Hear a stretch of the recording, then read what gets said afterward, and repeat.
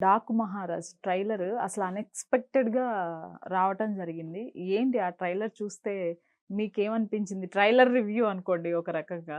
See బేసిక్‌గా బాలయ్య గారిది ఒక సినిమా వస్తుంది సంక్రాంతికి అని తెలుసు. 'ఎన్‌బీకే 109' అని మాత్రమే తెలుసు. బాబీ గారి డైరెక్షన్‌లో.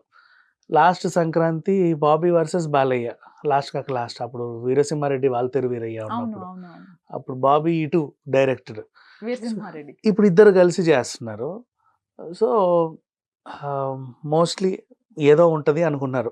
ఆ 'వాల్తేరు వీరయ్య' లాగానే ఈయనకి ఇంకో మంచి హిట్ పడుద్ది అన్నట్టుగా అనిపిచ్చింది.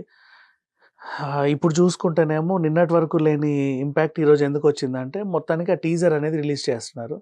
రిలీజ్ డేట్, టీజర్ అంటే అన్నిటికి ఒక క్లారిటీ వచ్చే అవకాశం ఉంది. టైటిల్ ఇది అని చెప్పాలి వీళ్ళు. హ్మ్. నిన్నటికి నిన్న ఒక గొడవ జరిగింది. దీనికి 'సర్కార్ సీతారాం' అనే పేరు పెట్టాలా? లేక 'డాకు మహారాజ్' అని పెట్టాలా? అనే టైంలో 'డాకు మహారాజే' బావుంది అని జెప్పేసి అందరూ ఫైనలైజ్ చేశారు. డాకు అంటే దొంగ. దొంగ మహారాజ్. హ్మ్. ఎలా దొంగ? ఏంటి దొంగ? అనేది మనం సినిమా చూసి నేర్చుకోవాలి. ఇకపోతే దీంట్లో ఈ కథ వెలుగు పంచే దేవుడిది గాదు. ఓకే. సరే. చీకటిని శాసించే రాక్షసులది గాదు. ఆ రాక్షసుల్ని ఆడించే యమధర్మరాజుది గాదు. నెక్స్ట్ ఇది గండ్రగొడ్డలి పట్టినటువంటి యమధర్మరాజు కథ.